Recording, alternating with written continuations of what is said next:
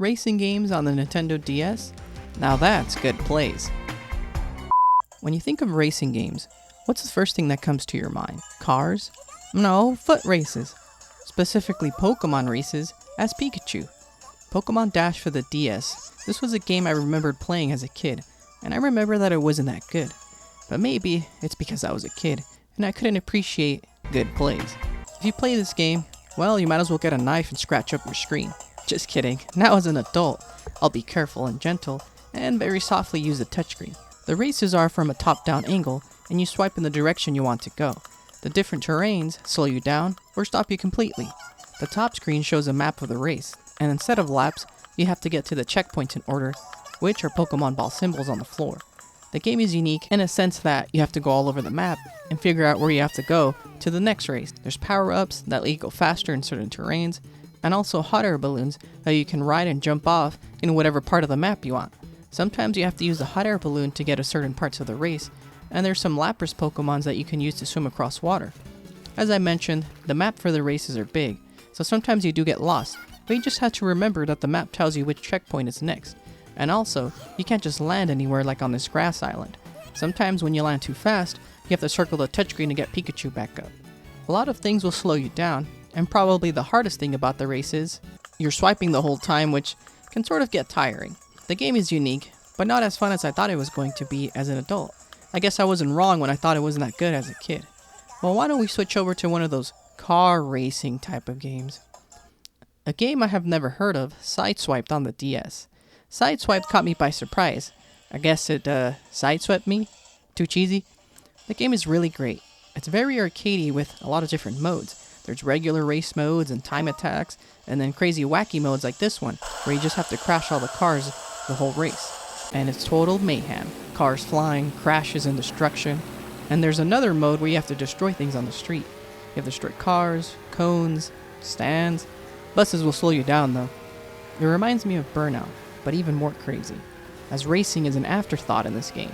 There's also a lot of vehicles to unlock, including a construction truck to just ram cars to get out of the way, a tank vehicle that's basically unstoppable, and you can also upgrade parts of your car and add some boost to speed up your vehicle.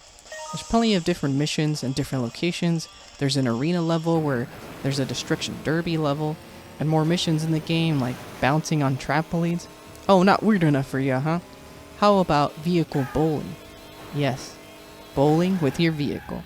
Well, I've officially seen it all now. I can retire. The game has a huge single-player campaign, and also a multiplayer mode, and even an online mode. Not available anymore, but that's how good the game was. Honestly, this is a game I would have loved to play back in the day. Alright, the last racing game, Diddy Kong Racing for the DS. A game that is a fan favorite on the system to take down the Mario Kart DS king.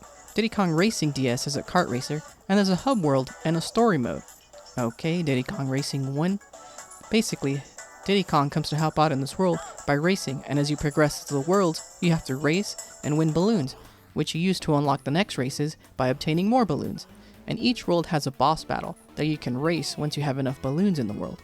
The items in the game are the usual kart racer ones: a projectile, in this game a rocket, a boost item, oil spills, and you can collect banana coins and other items in the races.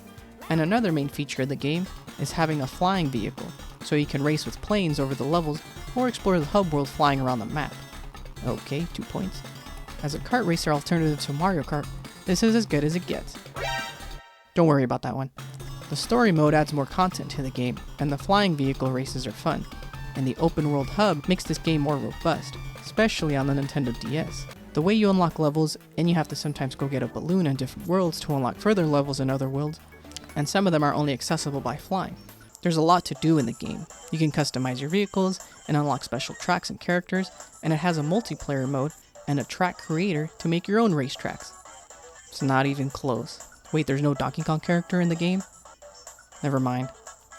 Okay, so it's not called Donkey Kong Racing, so it makes sense Donkey Kong isn't in the game. Even so, the game is really great, and a great kart racer for the DS, which makes me want to go for a drive. Now, where did I put my keys? I thought... Oh, here they are. They're by my Nintendo DS. Okay, let me go grab my phone and come back for these. What the... Where's my keys? And where's my DS? Was that my car driving off? Not again. Hello? 911? My Nintendo DS stole my car again. Hello? Hello?